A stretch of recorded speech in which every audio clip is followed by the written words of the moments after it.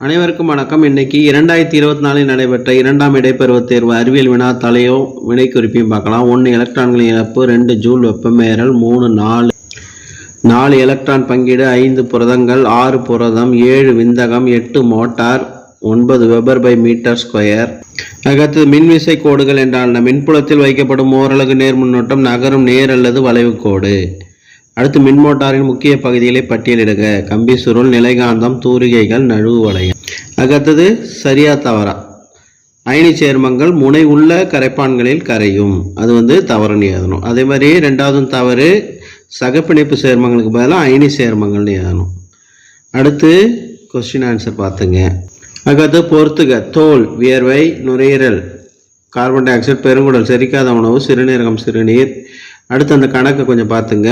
MnSO4 Mn தனிமத்தின் ஆக்சிஜனேற்ற எண்ணெய் கணக்கிடுக 2. அதுக்கடுத்தது ஏசி மின்னியேற்றி போன வருஷம் கேட்ட கொஸ்டின் தான். அதனுடைய பாகங்கள் தான் அந்த மின் மோட்டாரின் பாகங்களும் வரும். அதனால் இந்த கேள்வியை படித்தா ஒரு 6 மார்க் எடுத்துருக்கலாம். இது ஒரு 4, அதில் ஒரு 2. அடுத்து அயனி சேர்மம், சகப்பிணைப்பு சேர்மம் 7 மார்க் கொஸ்டின் 4 மார்க்கில் கேட்டிருக்காங்க. அடுத்து மனித சிறுநீரத்தின் பணிகளும் கழிவு நீக்கம் மற்றும் சுரத்தலை வேறுபடுத்துக கேட்டிருக்கிறாங்க. அடுத்து அந்த பற்களின் பெயர்களை எழுதி அவற்றின் பணிகளை இந்த 4 பற்களையும் எழுதி வெட்டும் பல், கோரைப்பல், முன்கடவாய்ப்பல், பின்கடவாய்ப்பல் எழுதி அதனுடைய பணிகளை எழுதணும். வெட்டவும், கிழிக்கவும், மறைக்கவும், அது மாதிரி எழுதணும். அதுக்கடுத்து அந்த கணக்கு பார்த்தீங்கன்னா I = Q/T. இங்கே மின்னூட்டம் கேட்டிருக்கிறதுனால Q = இந்த வகுத்தில் உள்ள T பக்கத்தில் போனால் பெருக்கல் ஆகிடும். Q = I × T. அப்போ 0.2 கூட 3600 பெருக்கணும். ஏன்னா 1 மணி நேரன்றதால 60 × 60, அப்போ 720 கூலும் வரும். அடுத்து மின்னோட்டம், அதன் அலகு ஆம்பியர்.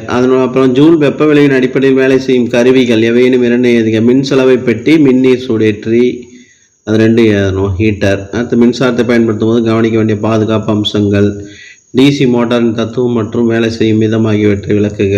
அடுத்து வேதி பிணைப்பின் பல்வேறு வகைகள், அயனி பிணைப்பு, சகப்பிணைப்பு, ஈதல் சகப்பிணைப்பு எழுதி அதனுடைய வகைகளை விளக்கணும்.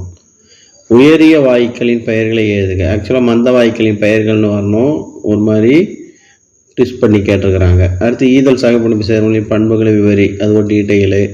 அடுத்து மனிதனின் உணவு பாதை, முக்கியமான கொஸ்டின், போன வருஷம் கேட்ட கொஸ்டின். மனித சிறுநீரத்தின் அமைப்பையும் சிறுநீர் உருவாவதில் உள்ள படிநிலைகளையும் விளக்குக. இது போன்ற வினாத்தாளை பார்க்க என்னுடைய சேனலை சப்ஸ்கிரைப் பண்ணிங்க. தேங்க்யூ.